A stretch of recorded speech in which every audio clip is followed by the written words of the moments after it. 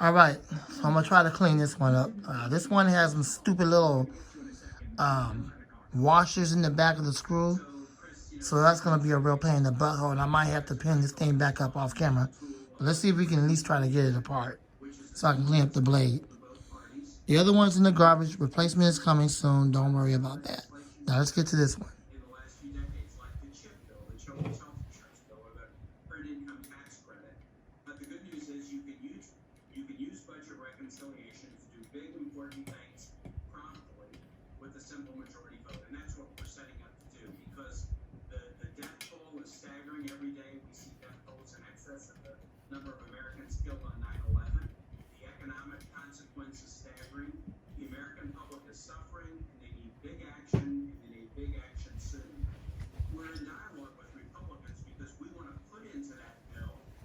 Do apologize for my back being in the camera. I told you sometimes I can't help that.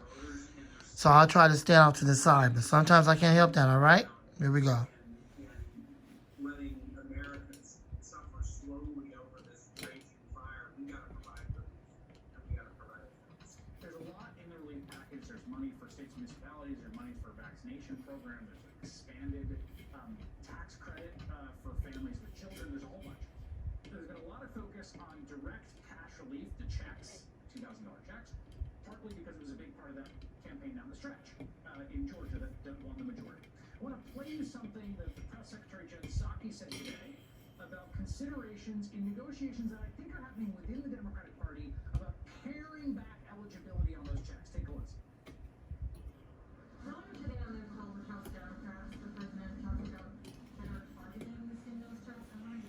Okay, the screws are not budging on this one, so I don't want to eat the screws out, or I don't want the screws to get damaged, so I'll try one more attempt. After that, oh well. I'm not going to even attempt to bother this one because I don't want this one broken like the other one.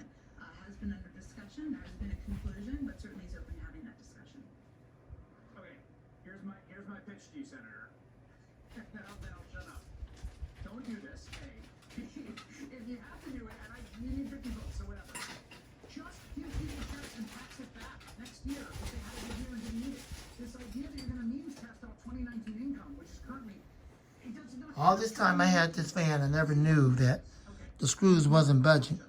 It's amazing. I got a lot of fans in the collection like that, but again, I'm not surprised by that given where it's made. So I'll do the best I can. If I can't clean this thing up, oh well, so be it. It's not that bad. I'll just move on.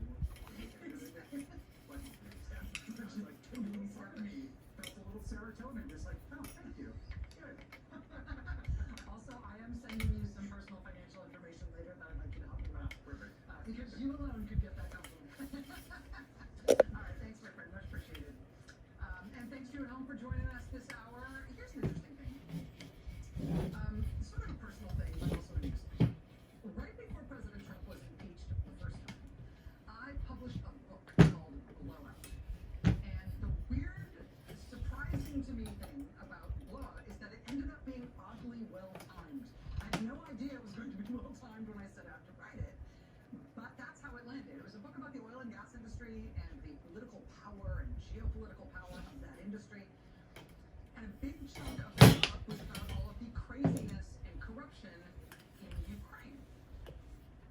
Okay, the screws are starting to come out. At the time the book came out, all the But craziness and corruption in Ukraine, this one right here is 8 out. the playing field for what So I have a set of screws that's supposed to be working with 8 out screws, and I'll try to get it out. the lens that way, it was fortuitous and I hope helpful to people trying to figure out that landscape while we were looking at that first image.